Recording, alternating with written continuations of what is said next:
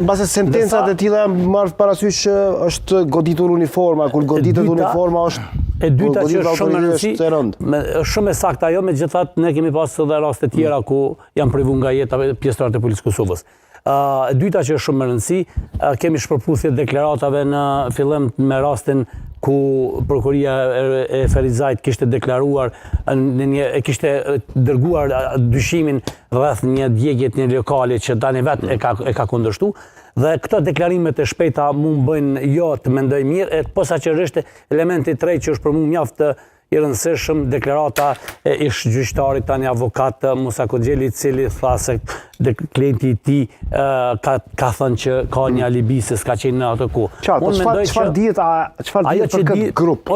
A ekziston ky grup në të vërtetë se ata po e mohojnë në secilin variant avokatët pjesë e mbrojtësisë? Rinia Islame është një organizatë fetare që është në Kaçanek dhe të njëjtit madje këto 2 ditë mediat kanë shkput nga aktivitetet e tyre. Keni parë ku të njëjtit kanë bërë ligjërata thirrje të ndryshme islame.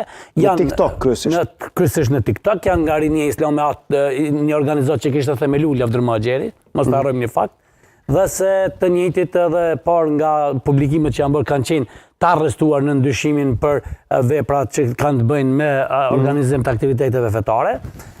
Jo të gjithë në rastin konkret, por që kanë qenë një grup dhe kanë pas komunikimet përpashta, kjo është e saktë, i gjithë Kaçaniku i ka njoftë, e ka ditë, kanë qenë të ekspozuar. Që gjithë këta shtatit e kanë pas dikur e kanë pasur një lloj inspirimi idhull ose një lloj drejtuesi Lavdër Maxheri? Ju e keni pa një nga videot që është publikuar këto ditë në media, ku në ditën që ka dalë nga burgu imami më i dënuar për çështjet e terrorizmit Zakaria Çazimi, të njëjtit të 2 nga të arrestuarit ishin prezent për ta pritur daljen e tij nga burgu.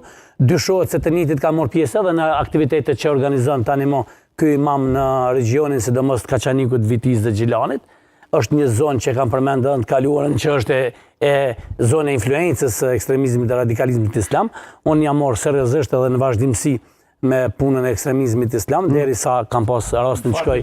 Që ekstremizmi islam fshinje veç ekstremizmi se islam në rast konkret ku thirrën në emën islam troç këtë ndjesë. Po islam heqet.